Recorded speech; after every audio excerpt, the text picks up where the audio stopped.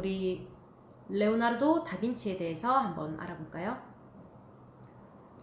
자, 레오나르도 다빈치는 모르는 사람들이 없습니다. 사실 정말 없어요. 왜냐면 다빈치의 가장 유명한 작품이 뭐죠? 모르면 간첩이죠. 간첩이란 말도 이상하네요. 모르면 정말 이거는 문제가 있다고 봐야 됩니다. 모나리자죠. 모나리자. 보이시죠? 모나리자. 네. 그래서 다빈치는 일단 모나리자는 둘째치고 다빈치는 자기 스스로를 화가라고 생각하지 않았다고 해요. 왜냐면 자신을 과학자, 발명가로 생각했어요. 실제로 보면 과학적 업적이 엄청 많고 물건을 발명을 엄청 많이 했어요. 그래서 본인은 그림은 일부분일 뿐인 거예요. 그래서 우리는 모나리자 때문에 다빈치가 화가라고만 알고 있지만 발명가이자 과학자였죠. 그럼 선생님이 약간 번외로 다빈치라는 사람에 대해 조금 얘기해 줄까요? 다빈치는 중산층 가문이에요. 돈이 좀 있었죠.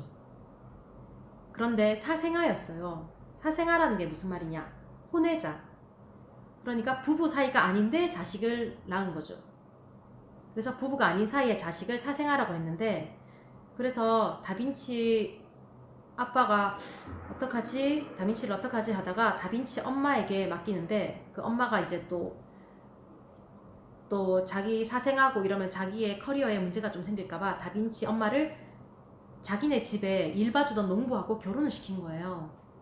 살림을 차려줬어요. 다빈치 엄마랑. 그 자기 밑에서 일하던 농부랑. 좀 신기하죠? 그런데 그 당시에는 뭐 돈이 있으면 그렇게 할 수 있었는지 모르겠네요. 어쨌든 그 둘은 사실 엄청 잘 살았다고 해요. 애도 많이 낳고.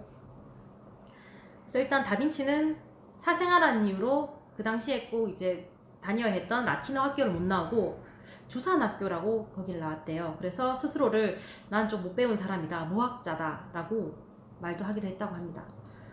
선생님 몰랐는데 다빈치가 외모도 되게 뛰어나고 그림도 출중하고, 일단 외모가 뛰어나다는 얘기는 선생님도 처음 알았어요. 그런데 요즘 시대로 치면 다빈치는 ADHD 다 들어봤죠? 어떤 스타일이냐면 하나를 작품을 끝내기도 전에 다른 거 하고, 이거 하다가 완성도 못하고 저거 하고, 이렇게 완벽하게 하나를 끝낸 게 잘 없는 거예요. 그래서 그의 회화 작품 남아있는 게 많이 그렸지만 15점만 남아있다고 합니다. 완성된 것들이. 그리고 그는 이제 결혼도 안 했고 애인도 없었고, 뭐 듣기로는 뭐 왼손잡이의 채식주의자다 뭐 이렇게 하는데 뭐 그거는 굳이 중요하진 않고. 자, 그래서 다빈치 그림 모나리자를 한번 볼까요? 모나리자가 왜 유명할까요, 여러분? 여러분 잘 모르죠? 그냥 눈썹 없는 여자 그렇게만 알고 있죠. 모나리자가 선생님이 직접 가서 봤는데 사실 가까이서 볼 수도 없었어요. 사람들이 너무 많아서 저기 멀리서 겨우겨우 선생님 셀카로 얘랑 같이 사진을 찍었거든요. 정말 유명해요. 방탄 유리에 쌓여져 있다고 하더라고요. 뭐 어쨌든 이렇게 가로막혀 있고 끼가 둘러져 있어서 선생님도 엄청 멀리서 봤어요. 생각보다 좀 작아요, 작품이 엄청. 모나리자의 가장 약간 특이한 점이랄까? 그거는 왼쪽으로 가서 봐도 오른쪽에 가서 봐도 이 작품의 눈이 계속 나를 보는 것 같은 느낌? 여러분들 모나리자 작품 한번 보세요. 여기 이렇게 봐도 계속 저를 보는 것 같아요. 그리고 표정이 웃는지 뭔지 오묘한 표정이죠. 그게 스푸마토 기법이라고 윤곽선을 희미하게 처리하는 기법을 통해서 이렇게 오묘한 느낌이 나게 됐다고 해요. 되게 이 사람만의 특이한 기법이라고 할 수가 있죠. 자, 그런데 배경이 좀 이상해요. 가만히 보세요. 배경이 좀 어색하지 않나요? 현실에서 있을 수 없는 광경이에요. 하지만 우리는 이걸 어색하다고 느껴본 적이 없고 굳이 배경에 막 주목해서 보지도 않았을 거예요. 왜냐면 매우 자연스럽게 이 사람이 그렸거든요. 그게 이렇게 실제하지 않는 장면을 배경으로 굳이 사람의 초상화를 하는데 그렸다는 것은 이 사람이 뭐 어디서는 고차원적인 세계를 표현하기 위해서 그렇게 그렸다 이렇게 얘기를 해요. 어쨌든 뭔가 신성한 느낌과 뭔가 고귀한 느낌이 드는 작품이죠. 네, 그 다음 작품 하나만 더 볼게요. 여기 보시면 최후의 만찬. 이것도 모르는 사람들이 없죠. 보시면 이 작품은 그냥 연극의 무대라고 생각하는 게 이해하기 편할 거예요. 어떤 연극이냐? 예수가 말하죠, 중앙에. 이 안에 나를 배신한 자가 있다. 아니면 누가 나를 배신할 것이다. 라고 말하자 그 주변에 있는 12명의 12제자들이 웅성웅성거리고 있어요. 놀라고 의심하고 두렵고 걱정되고 지금 한마디로 패닉 상태죠. 그때 예수 바로 오른쪽에 세 사람들이 그게 접니까?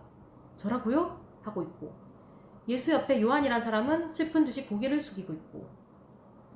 그런데 진짜 배신자가 누구였을까요? 성경을 공부한 사람들은 알 수도 있겠네요. 유다입니다.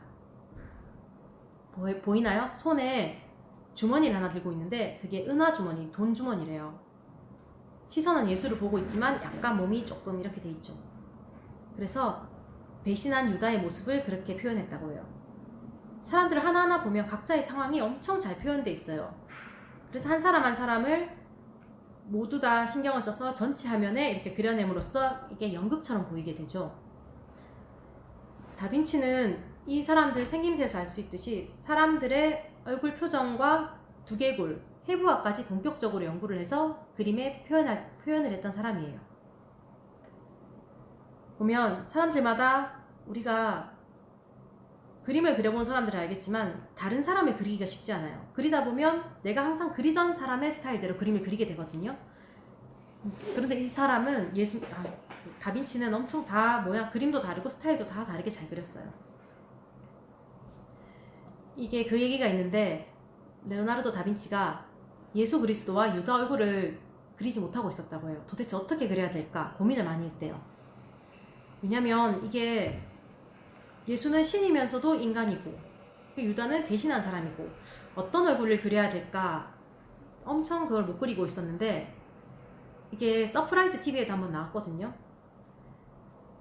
그러다 가다가 기도를 하는 어떤 엄청 멋진 젊은이를 발견해서 그 사람을 모델로 해서 예수를 그렸대요.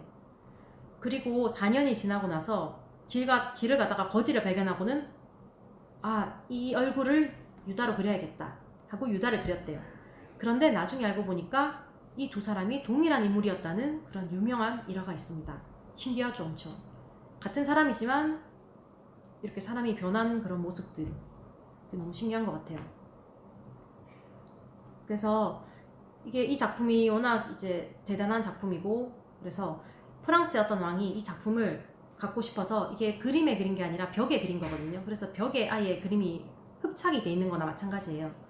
그래서 이 작품을 갖고 싶어서 벽을 통째로 뜯어내려고 노력을 했대요. 그런데 그게 실패했다고 하네요. 그래서 봅시다. 이 최후의 만찬을 보면 손도 엄청 디테일하게 다양하게 묘사가 돼 있는데 보면 얼굴과 손이 엄청나게 대단해요. 이 사람은 이 작품을 위해서 아니면 미술 작품을 할 때 엄청난 습작, 연습을 많이 했다고 해요. 그래서 손 연습한 그림들이 여기 이렇게 딱 보이죠? 그리고 사람 연습, 사람들도 이제 연습을 다른 종이에 이렇게 여러 명 다 그려보고 실제로 이제 진짜 그림을 딱 완성해냈다고 해요.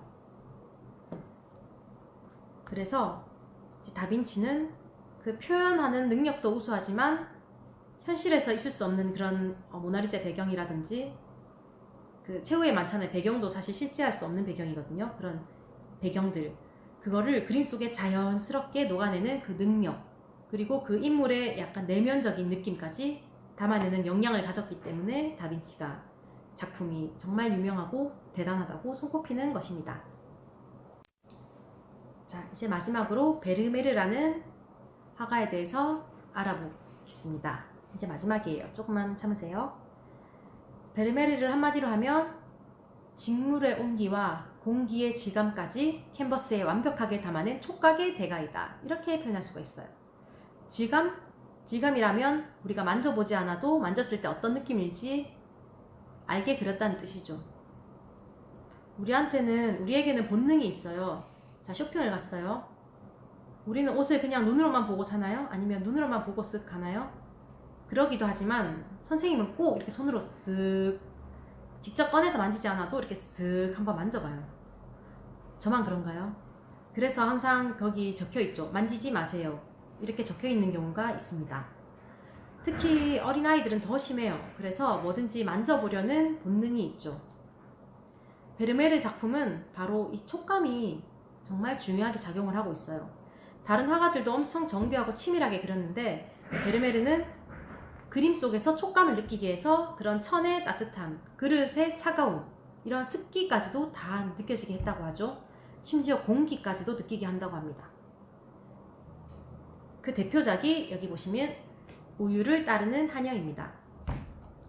그림을 보면 마치 카메라로 찰칵 우유를 붓는 장면을 찰칵 찍은 것 같죠. 엄청 평범한 일상적인 장면인데도 엄청 숭고하고 고귀하게 느껴지는 느낌이 듭니다. 그게 이 베르메르의 능력이자 장점이죠. 보세요. 이 작품은 워낙 유명하죠. 진주 귀걸이를 한 소녀. 이거는 보시면 영화로도, 여기 보시면 영화로도 제작이 되었습니다. 패러디도 많죠. 펭수가 패러디한 것도 있는데 제가 사진을 띄울 수 있을지 모르겠네요. 보시면 엄청 예쁘죠. 그리고 사람들이 갖고 싶어하는 작품이에요. 그렇게 이제 평가가 매겨진다고 합니다. 베르메르 작품은 가격적으로 봤을 때 매우 안정적이에요. 왜냐하면 시세 변동이 없다 이렇게 얘기를 하죠. 왜냐하면 시대의 분위기에 따라 보통 작품 가격은 천차만별인데 베르메르는 거의 비슷하게 유지된다고 해요. 그거는 누구나 좋아할 만한 그림이라서 그렇죠. 그래서 네덜란드의 모나리자다. 네덜란드에서 가장 아름다운 작품으로 1위에 꼽혔다고 합니다. 이 작품 보면 진주 귀걸이가 너무 예쁘고 머리에 터번 그리고 그 시선도 너무 예쁘죠. 보통은 우리를 정면으로 딱 응시하는 그 모습이 매우 좀 반짝이고 아름다워 보이지 않나요? 특히 살짝 연 입술, 그 반짝임 이런 게 너무 아름답습니다. 이 베르메르가 엄청 유명한데 그걸로 더 유명해요. 위작 사건으로 유명한 게 있어요. 판 메에른의 위작 사건. 이거는 나중에 선생님이 유튜브 영상으로도 하나 보여주고 싶은데 판 메에른이라는 사람이 인정을 못 받는 화가였대요. 그래서 자기 작품이 제대로 평가를 못 받자 세상을 향한 불만, 복수심, 열등감 이런 것들도 있고 또 생계를 위해서 위작을 그렸다고 해요. 위작은 유명한 작가 작품을 똑같이 따라하는 걸 얘기하죠. 그래서 그 중에 베르메르 작품을 위작으로 많이 그렸는데 단순히 따라 그린 게 아니라 상당히 지능적으로 위작을 그렸어요. 왜냐면 베르메르 작품이 많지가 않아요. 이 사람 37살에 죽었기 때문에 작품도 많지도 않고 이제 빨리 그렇게 가버렸죠. 그래서 베르메르가 이 시기에는 이렇게 그림을 그렸을 것이다 라는 생각을 가지고 그 안료, 그 시대의 안료, 그 시대의 종이 그리고 그 시대의 그런 균열 이런 것까지 다 똑같이 정교하게 그렸다고 해요. 그래서 그 당시에 유명한 비평가, 미술관 관장, 작품 이거 판단하는 사람들이 전부 다 이건 베르메르 진품이다 라고 짝퉁을 진퉁으로 인정을 해준 거죠. 그 유명한 작품이 엠마오의 식사라는 작품인데 이게 약 49억의 비싼 가격에 팔렸대요. 가짜인데도. 그래서 또 이 사람은 여러 가지 또 뭐 재판정에도 서고 했는데 결국에는 이 사람이 이제 명화위조죄로 마지막 심판을 받게 됐죠. 이 사람은 엄청 가벼운 처벌을 받았어요. 왜냐면 작품 구입한 사람이 내게 가짜라는 게 밝혀질까봐 다들 쉬쉬했기 때문에 그렇게 가벼운 처벌을 받았다고 하죠. 그러다가 그 사람은 감옥에서 죽었다고 합니다. 지금까지 세 화가의 작품에 대해 잘 얘기를 들었나요? 처음에 얀 바네이크, 다빈치, 베르메르까지 3명에 대해 알아보고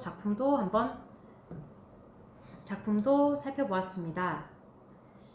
화가들한테는 재밌는 얘기들이 참 많은데 그거를 얘기를 다 하기에는 너무 시간도 부족하고 이제 좀 재미있는 그런 일화를 얘기해 주다 보면 작품에 대해 얘기할 시간이 없죠. 그래서 일단 이 정도로 얘기하면 괜찮을 것 같네요.